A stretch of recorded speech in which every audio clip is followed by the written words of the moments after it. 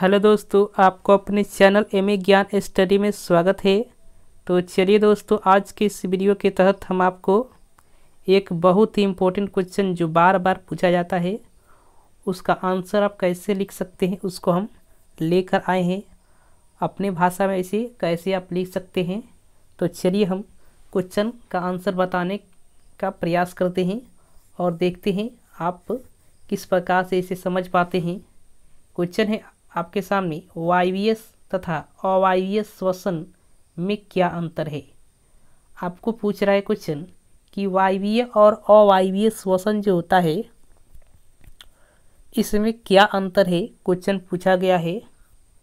तो हम लिखेंगे सबसे पहले कि वायवीय तथा अवायवीय श्वसन में निम्नलिखित अंतर है जो इस प्रकार है। आप देख सकते हैं यहाँ इतना बात आप लिखेंगे और इस प्रकार से अंतर जो है इसी प्रकार से लिखा जाता है, आपको समझना है। यहाँ क्या करना है, एक तरफ वायवीय श्वसन लिख देना है आपको और दूसरे तरफ अवायवीय श्वसन लिख देना है। इतना बात आपको लिखना है और लिखने के बाद आपको क्या करना है, इसमें एक नंबर डालना है और डालने के बाद लिखना है श्वसन की इस क्रिया में ऑक्सीजन की आवश्यकता होती है। इतना बात लिखना है।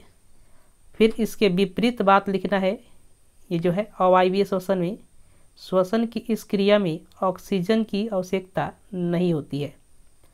कहने का मतलब क्या हुआ कि अवायवीय श्वसन में ऑक्सीजन नहीं चाहिए और वायवीय श्वसन में क्या होता है, ऑक्सीजन चाहिए। चलिए, इतना बात आप समझ गए। तो दूसरा नंबर है कि इस प्रकार का श्वसन कोशिका द्रव्य और माइटोकॉन्ड्रिया दोनों में होता है। कहने का मतलब क्या हुआ कि यह श्वसन है जो है माइटोकॉन्ड्रिया में भी संपन्न होता है, कोशिका द्रव्य में भी होता है। लेकिन अगर इसके विपरीत देखा जाए अवायवीय श्वसन, तो इस प्रकार का श्वसन केवल कोशिका द्रव्य में ही क्या होता है। तो इतना बात आपको समझ में आ गया होगा कि यह श्वसन केवल क्या होता है, कोशिका द्रव्य में होता है। चलिए, क्वेश्चन है अगला जो है पॉइंट है कि इस क्रिया में एटीपी के कितने 38 अणु बनते हैं। तो जो है अवायवीय श्वसन की क्रिया में एटीपी के केवल 2 ही अणु बनते हैं।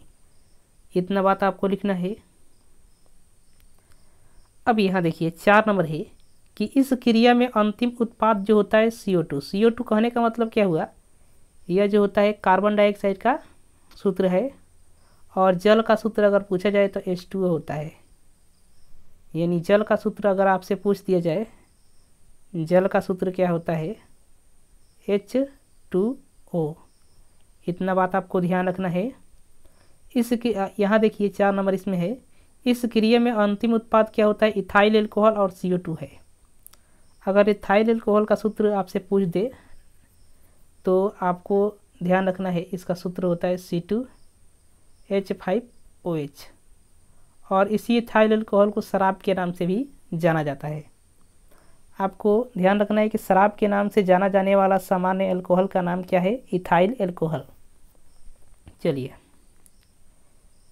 अगला जो है लास्ट पॉइंट आप लिखेंगे कि इस क्रिया में खाद्य पदार्थ का पूर्ण रूप से अपचयन होता है।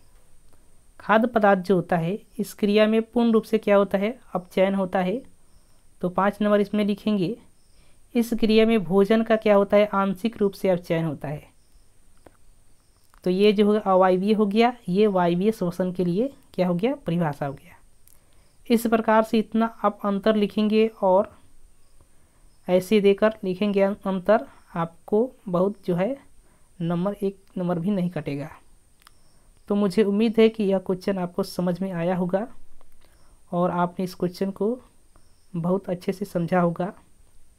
एक बार देख लीजिए, इस क्वेश्चन को स्क्रीनशॉट ले लीजिए और इस क्वेश्चन को लिख लीजिए ताकि आप एग्ज़ाम में अच्छे से लिख पाए। चलिए, अगले वीडियो के साथ मिलते हैं आपको, तब तक के लिए धन्यवाद।